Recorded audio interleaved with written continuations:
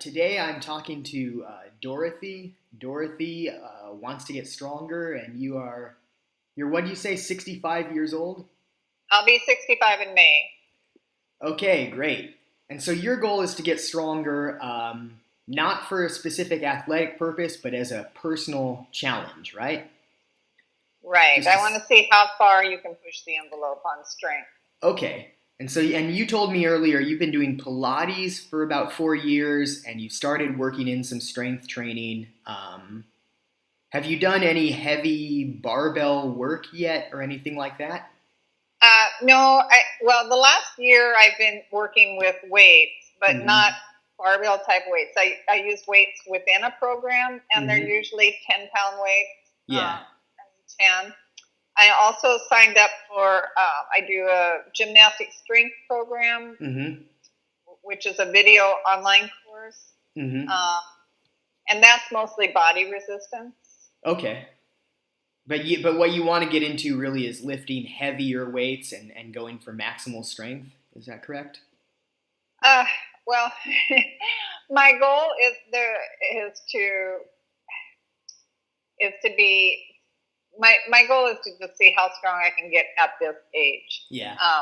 The age thing is what has been bothering me because I Mm-hmm. don't feel like it's a limitation, but everyone around me seems to think it's a limitation. Yeah. Well, I mean, it's somewhat of a limitation, but it's, obviously some people age better than others, and it sounds like, I mean, you're probably taking better care of yourself than most people, but a mistake a lot of people make is they fall out of shape as they get older, and they rationalize that that's just inevitable, that there's a total one-to-one correlation between age and fitness, and there is no way around this, and then they turn that into advice for other people, like you just have to accept this will happen.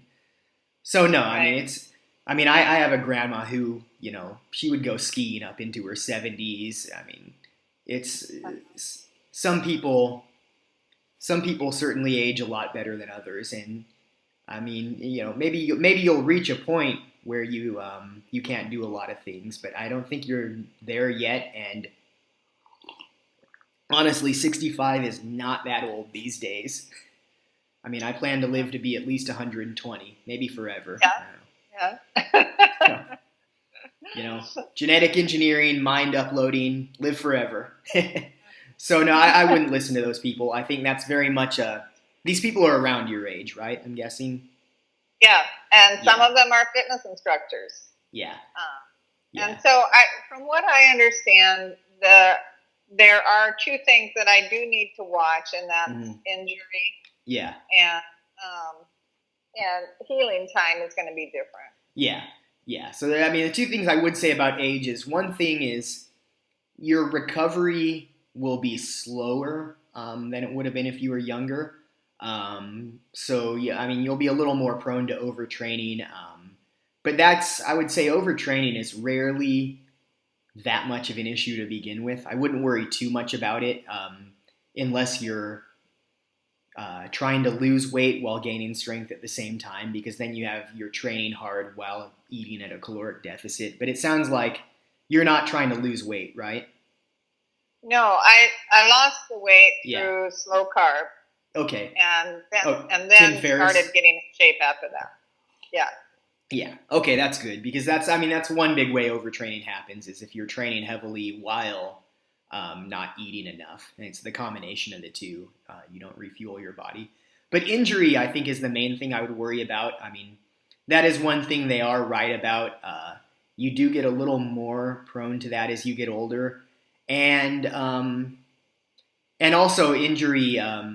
There are two things that tend to make injury more likely, other than just plain working out wrong with terrible form, and that is using heavier weights, which is kind of what you have to do if you're going for maximal strength, and then using really like high speed as opposed to slow and controlled tempos.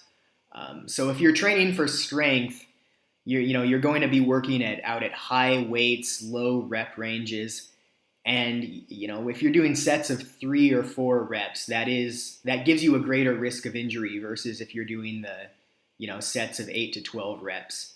Um, have you had in the classes you're taking, have you had coaching on form for any of the major movements? Yeah, pretty much.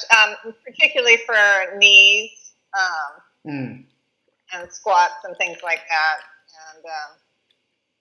And then I do a lot of, I watch a lot of Tim Ferriss and Yeah. make sure that I get the form right. Because when in my coaching, I do have a lot of people that pull their knees out. Yeah. I haven't done a lot of form with arms because Yeah. it doesn't seem like that is an issue as much. Mm-hmm.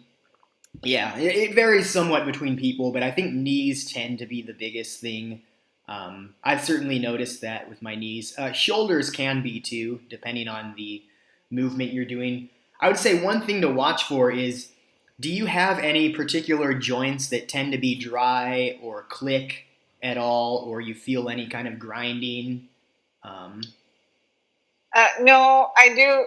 I've always had problems with my knees, and Yeah. I just had a skiing injury a couple of months ago yeah, on the MCL, and I was a little anxious about starting to work out again. Yeah. So I did rest it for 2 weeks. yeah, Did a lot of heat treatment, and it seems to be coming back pretty nicely. yes, yes. The heat and And cold will help a lot. Yeah, Mm. and I had never done that before. But Mm-hmm. what I am curious about is how, if you train, I'm curious about the lag time between like training really hard or training to failure in one body part, and then Yeah. how long you need to rest before you train that part again. Yeah. So training to failure, I don't know. I don't know that I'd necessarily do that for maximal strength. But if you are going to train to failure, I mean, you can use that sparingly. I would wait a week before training the same body part at anything other than kind of low intensity.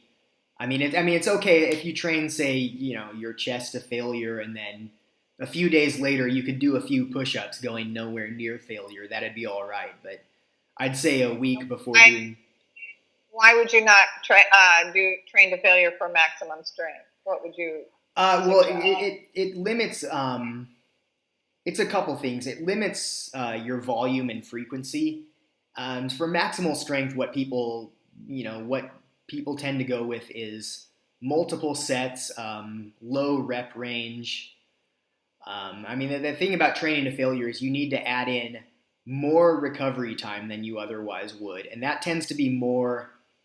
It tends to do better for building mass versus strength, and there's not quite a one-to-one correlation between the two. Okay. And that's been my experience. And also, if you do any kind of routine that relies heavily on training to failure, you can do it for a few weeks at a time, and then you need to take, at least a week off. It's not all that sustainable, and I think. And Tim Ferriss, I think he said that in his training to failure stuff, like Occam's routine, Geek to Freak, it's usually a 1 to 2 month thing, and then you need a deload. Okay. So almost if your goal is maximal strength, pretty much every routine around that is going to involve sets of 2 to 5. And I would start out at the high end of that, at sets of 5 or maybe even 6, because that's going to be safer and it's going to let you work on your form a bit more. And the other thing I would say is, always focus on form. Maybe work in a few lighter weight sets where the goal is just to focus on your form. And are there any specific movements you're really set on doing, or? No, I mean, I've been working on a lot of push-ups, but my son is 23, and when I visited him, I tried to do, I thought I had gotten quite strong in my arms. Yeah. And I tried to do a pull-up on his pull-up bar, and I couldn't even budge an inch. Yeah. So I thought that, as I understand it, those are different muscles, and I thought maybe I would try to strengthen those also. Different pull-up versus push-up, you mean? Right. Yeah. So the push-up is largely going to use your chest, also your triceps a bit. and the pull up is upper back and biceps mainly. So those are good to do in the same workout because they are different muscles and they're in opposition to each other. Um, yeah, for maximal strength, whatever exercise you pick, you want to try and work out in that range of 2 to 5 reps, and 3 sets. Number of sets can vary a fair amount. I mean, one general rule is the number of reps per week you want to do for a major muscle group, usually around 60 to 120. With the lower end of that range being if you're doing really heavy work, and the upper end of that range being if you're doing lighter sets of 8 to 12. And you probably want to do a mix of the two. So you might want to, one way you could split that up that I tend to prefer is the push-pull leg split, where one day is you do your heavy pushing work like bench press, military press. Another day you do your squats, and then on pulling day you do your deadlifts and your pull-ups. And then on each of those days you would work the other body parts at lower intensity, do some accessory work. And that gives you 3 days a week, which gives you plenty of recovery time as long as you're not going to failure on every set. But I mean, do you think that it's harder for women to do a pull up than men? Oh yeah, absolutely. Because women, so there are a few differences between women and men that are relevant here. One is, obviously women have a bit less muscle overall. Two is muscle, how do I say, distribution, where women have, proportionately a bit less in the upper body and more in the lower body. And the third is muscle fiber composition. So you know about the different types of muscle fibers, the slow twitch versus fast twitch. So women have a bit less of the fast twitch fibers, which are give you the most maximal strength, and a bit more of the slow twitch fibers, which have more endurance but less strength. And so so women definitely have less upper body capacity than men and less maximal strength capacity, but sometimes more endurance in the lower body at least. So there are actually a handful of endurance sports where women do a little bit better than men. I want to say like long distance swimming, maybe. Because of that difference in fiber composition. So yeah, I wouldn't ever compare yourself to a man on those. And one thing I'd say for pull-ups, if you can't do at least 3 pull-ups at your body weight, use the assist machine at the gym, where you have a weight that subtracts from your body weight, and start there. Use it, set it to 50 pounds or so, and then just gradually reduce that assist weight.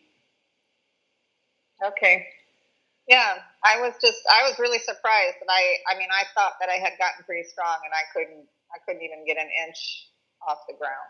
So. Yeah, no, pull-ups they're a difficult exercise, and one other thing about pull-ups is they can be hard. The hardest part of pull-ups is the beginning. So different exercises have different strength curves where it's a different portion of the movement that's hardest. For instance, with squats, the hardest portion is the lowest part.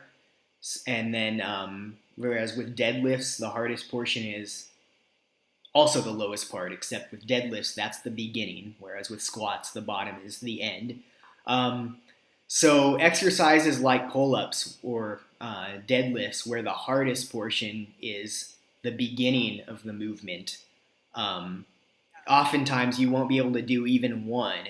And then once you can do one, that number starts to go up a bit faster, because once you can at least get started, the end of the movement is easier. That makes sense. Yeah. So that's one thing you have to watch with some of these movements is, different. And in a way, it's better when the hard portion of the movement is the beginning, because it doesn't let you cheat. Like with squats, where the hard portion is the end of the movement, it's easy to cheat by doing a partial rep and not going as deep as you should be going. So with something Yeah. like that, you really need to watch yourself and make sure you're using a low enough weight that you can actually do the full range of motion. Because in the long run, that's really going to help you more than adding weight to the bar, just to feed your ego. I mean, that is another difference between men and women. Is men do that crap a lot more than women do. Yeah. Men. I don't have too much of an ego right now. Yeah. Men do a lot more of. And sometimes you'll see this in the gym where a guy's bench pressing just a crap ton of weight, but his spotter is not just spotting him, but basically doing rows. Like he'll be lifting 300 pounds, but at least 100 of that will be his friend helping him. So don't do that crap either. Now, and I had another question. I was talking to one person about this, and I asked them what they felt the limitations were on age and strength, and they said basically there's not very many limitations on strength, but there are limitations on building mass, because of the muscle mass, but not muscle strength. Does that make sense to you? Potentially.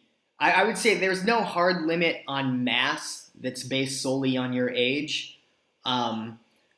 The main thing is, I would say, hormones. You have a genetic limit on how much mass you can gain, and it is based largely on your levels of testosterone and estrogen, which is why doing steroids allows guys to get over that limit. So if your hormone levels have gone down as you've gotten older, then that limit may have gone down as well. Have you ever had your hormone levels tested at all? No. That's one thing that would be worth doing. I mean, it's worth doing for anyone, but particularly at your age, it's worth doing. And aside, what? Any particular hormone? I mean, testosterone and estrogen in this case. Okay. And then, or specifically, I should say testosterone and estradiol, which is, estrogen is actually a class of 3 hormones, and estradiol is the main one. And then, at the same time, you might get luteinizing hormone checked and sex hormone binding globulin, but mainly testosterone and estradiol, and see just how they are compared to the normal, range. You want them to be near the top of the normal range. And aside, both of those, by the way, both of those are good for muscle mass. So there are a lot of misconceptions about testosterone and estrogen out there. I think estrogen is often, vilified as a bad hormone, or at least for men. And the reality is, whatever the normal range is, whether you're male or female, you want both of those to be near the upper end of the normal range. So testosterone helps people. It promotes gaining muscle and losing fat, and then estrogen promotes gaining muscle and can promote gaining fat. Really at the high end. I don't think it's really much of an issue within the normal range, though. And the other thing about estrogen too is it helps protect your joints for 2 reasons. One is it promotes growth of not only the muscle but also the connective tissue around your joints. And the other thing about estrogen is it promotes water retention, which lubricates your joints. So, another reason I would really get the estrogen checked if you're working on strength is if that's low, it's going to put you at risk of injury. And then you might want to talk to your doctor about, what could I do to raise it naturally, or, should I consider hormone replacement therapy if, none of the natural fixes work. Okay. And by the way, speaking of natural fixes, the number one that I would look at for both of them is get more sleep. Always the first thing to do for hormones.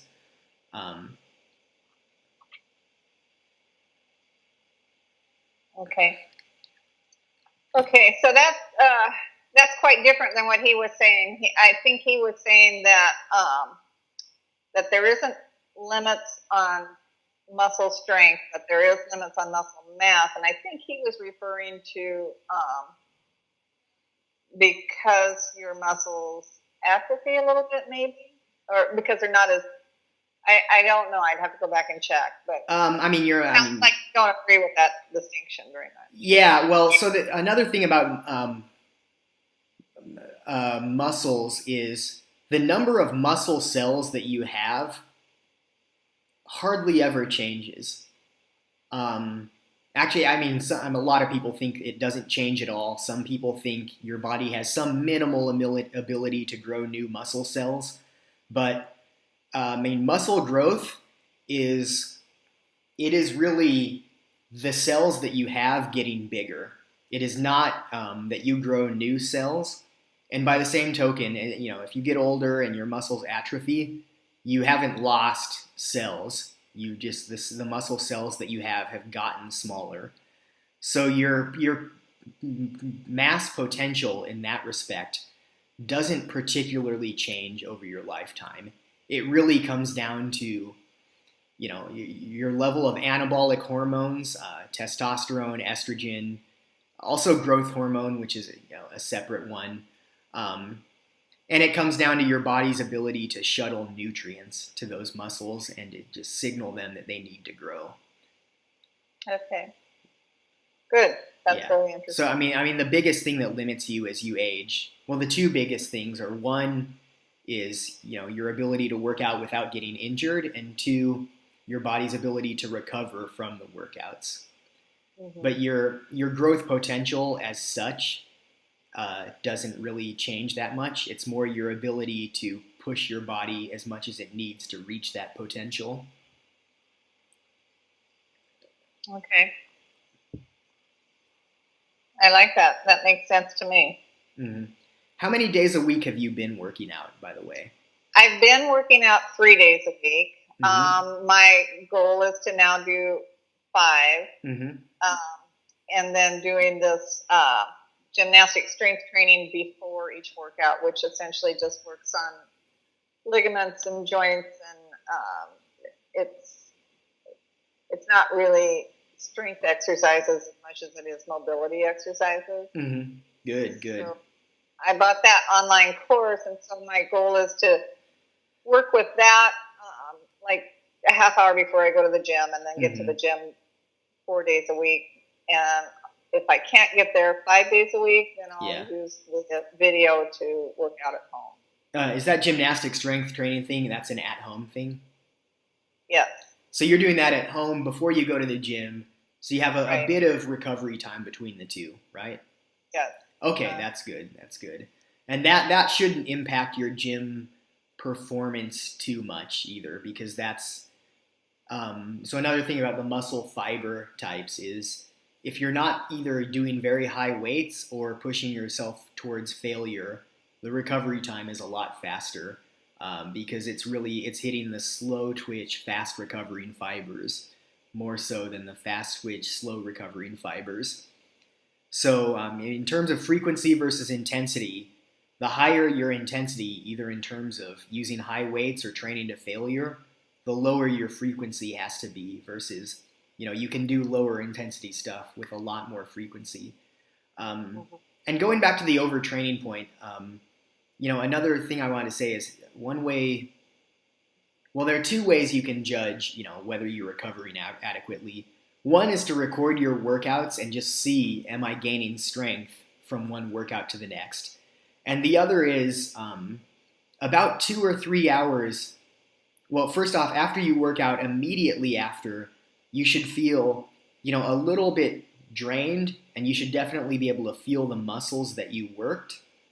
But 2 or 3 hours later, you should feel like you could work out again. Okay.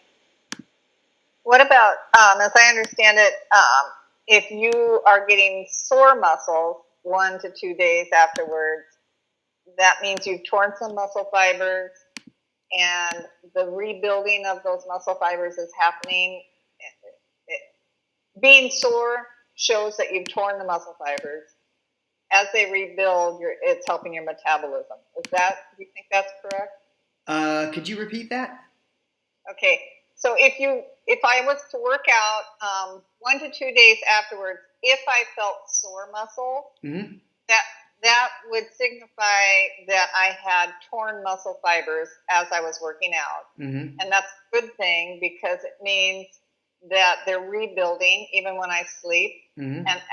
And the rebuilding part is what spikes your metabolism and keeps it high. That's what I've heard. Now, I don't know if that's accurate or not. Okay, so the question was, when you feel your muscles are sore, is that a good indication that you've torn your muscle fibers or that they're recovering? Is that the question? Well, that's part of the question. And Yeah. then it goes from there.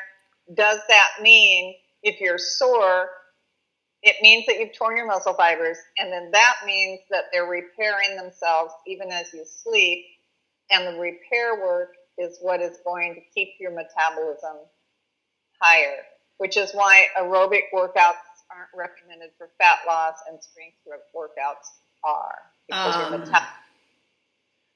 for the metabolism. So I don't quite agree with that. A couple things. First off, if your muscles are still sore, that definitely means that you are still recovering from the workout.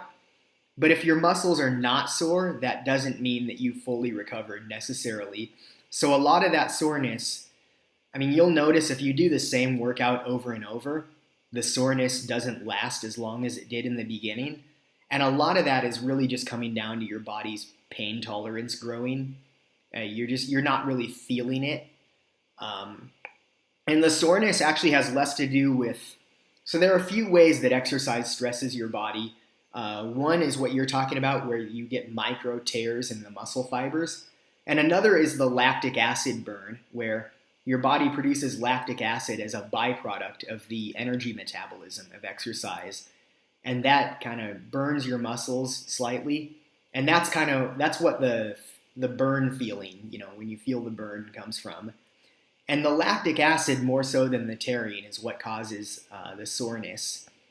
And the taurine, I would say, has more to do with maximal strength. You'll get more of that from high weight, low rep exercises, versus the lactic acid is going to come more from lower weight, higher rep exercises. And you'll notice, if you work at different weights and rep ranges, you get that burn more when you have, longer sets that just go on longer. So that's not going to be a great guideline for you, because if you're going for maximal strength, you're really going to be optimizing more for the micro tearing of the muscles, and also for neurological fatigue, and less so for the lactic acid burn. I would really not use soreness as a guideline for anything, other than, if you're still sore, that means to some degree you're still a little bit fatigued and don't want to work out at maximal strength. But that's about it. And also, what about the metabolism? Is lactic acid or torn muscle fiber more correlated with higher metabolism or strengthening metabolism, or are they both? I mean, they both are to a degree. But people, I think, really overestimate how much that affects you. People call that the afterburn effect, or post-activity excess thermogenesis, something like that. But the degree to which your metabolism rises following a workout, it's high. It's high for a few hours or the rest of that day. A lot lower the day after. And pretty insignificant more than, a day and a half, 2 days after. So you may feel sore 3 or 4 days after a workout, but your metabolism is not going to be significantly boosted 3 or 4 days after. So the metabolic boost in many cases wears off a lot faster than the soreness does. And the biggest thing that's going to boost your metabolism is not the temporary effect of a workout. It's going to be actually putting on more muscle so that your just baseline level of calories that you need is higher. Okay. And I'd say aerobics are all right for fat loss too. I mean, they have their place. I definitely agree that strength training makes more sense as the focus. But what aerobics can do for you is not so much that they burn calories, but that they increase your metabolic capacity and allow you to have more energy and push yourself harder. So not so much that you're burning calories during the workout, but you're increasing the heart's ability to pump blood, the body's ability to use energy, throughout your life, not just in the workout. Okay. Yeah, because I always hear that strength is what you want to do for metabolism, and that aerobics is pretty much just, it's great for heart health, maybe, or for overall fitness, but not for fat loss. Yeah, well, strength does do more to raise your metabolism because it raises muscle mass. So the aerobics will raise your ability to burn energy by exercising. So doing aerobics, you'll have better cardiovascular fitness. Then you can do more stuff like hiking, push yourself harder. Um, the aerobics doesn't do much to just make your body burn more energy all the time, the way the strength does. So in that respect, they're correct. Okay. So basically, it gives you more energy to do the strength exercise. Yeah, and the other thing the cardio can do is it can increase the heart's ability to just pump more blood.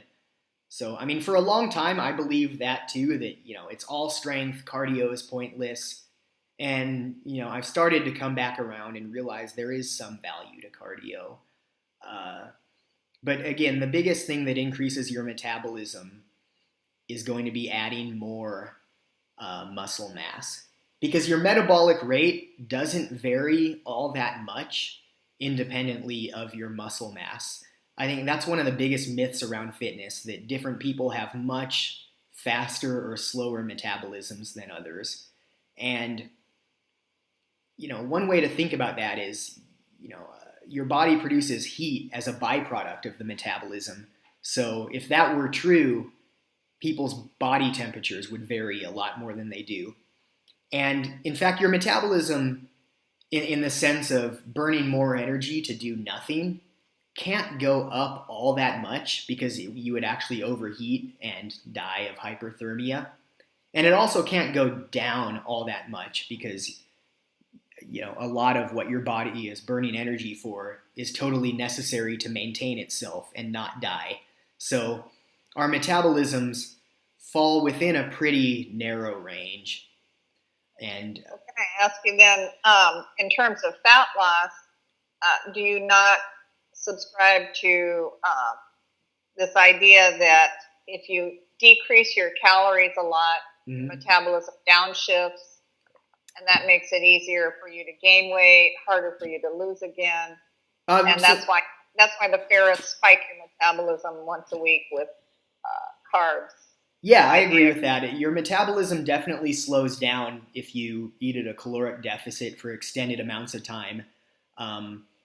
It never goes down by as much as the caloric deficit and causes you to, gain weight. And Tim Ferriss is right, and I practice cheat days too. All you really have to do is have one day, anywhere from once a week to once a month, where you eat at a sizable caloric surplus and your metabolism goes back up. So yeah, it does downshift a bit, but that's easy to fix, just like Tim says. And if you are eating at a caloric deficit every day, I would recommend a cheat day every so often. Could anywhere from once a week to once a month, I would say, anywhere in that range. I guess I thought that there were two ways essentially that you could counterbalance that metabolic downshift, and one was cheat day, or the other one was muscle building. But it sounds like you're saying cheat day is more effective at. Oh, so those are two different components of metabolism. So what muscle building does is it raises your basal metabolic rate, the amount of energy that your body needs just to maintain itself. And by the way, you're not really gonna build a lot of muscle in a caloric deficit anyway, unless you're really out of shape and you've just started training. So I would not expect to build any significant amount of muscle if you're in a deficit. But what the cheat day does, it affects your levels of thyroid hormone and leptin in particular. So when you when you run a caloric deficit for extended periods of time, levels of both of those hormones go down. And so when thyroid hormone goes down, your that is where your metabolic rate, pound for pound, does start to slow down a bit. Your body temperature goes down a bit. And then when leptin goes down, you get hungrier because leptin is produced by your fat cells and it actually puts a curb on your hunger so that when you lose fat, you actually get hungrier, and when you gain fat, you get less hungry.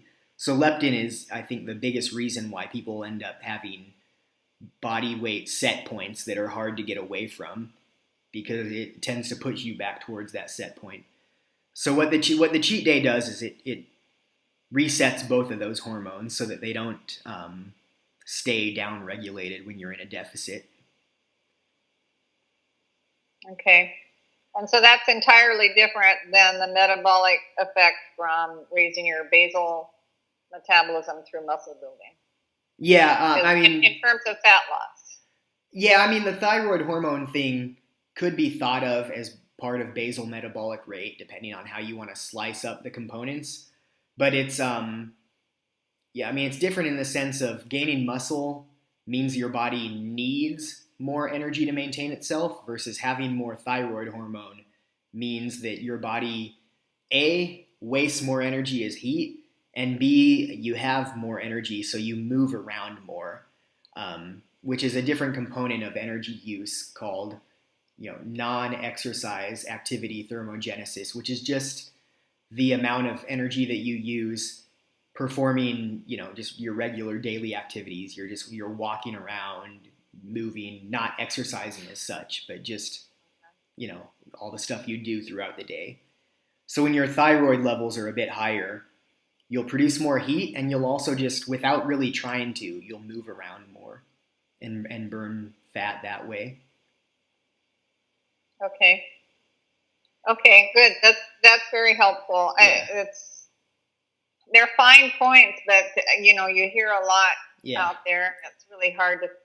And I should add, if you do go in to get your sex hormones tested, like I said, get thyroid hormone levels tested too.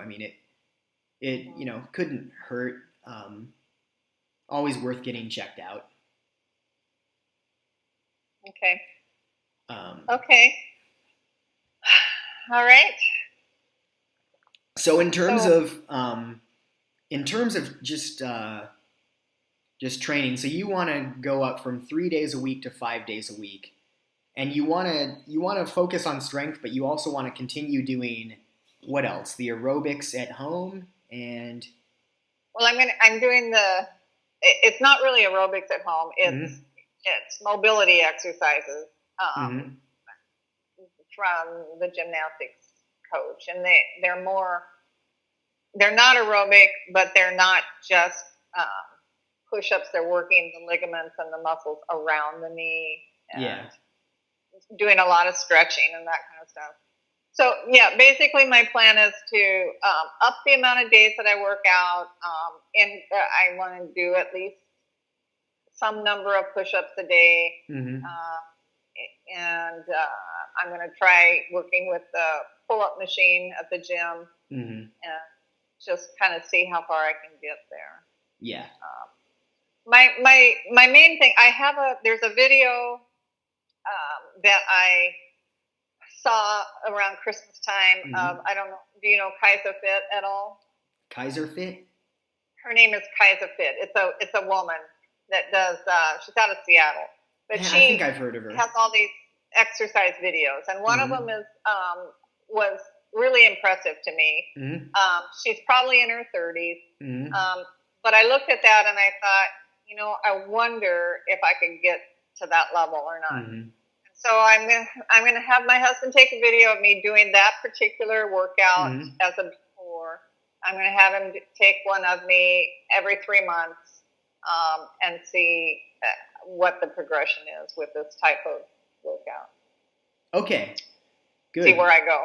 Yeah, and I think the biggest thing here too, well, not the biggest thing, but a thing is record your workouts. Just, and I don't mean video every one of them, but just get a workout app like Strong or the bodybuilding.com app, and just record your performance in every workout so that you can see if you're making progress, how fast you're making progress, which particular muscle groups are progressing versus stalling out. It's called Strong. I mean, there are a ton of apps. Okay. Where Strong, bodybuilding.com, Gym Hero. I mean, just look up fitness apps. There are a ton of Okay. them, and I used to use JFit or GFit, um, but Okay. I mean, any one of these apps, you get on your phone and they make it very easy to journal your workouts, and that'll let you see which of your body parts you could push harder, and which ones maybe need a little bit more recovery time between the maximal intensity workouts. Yeah. Okay. All right.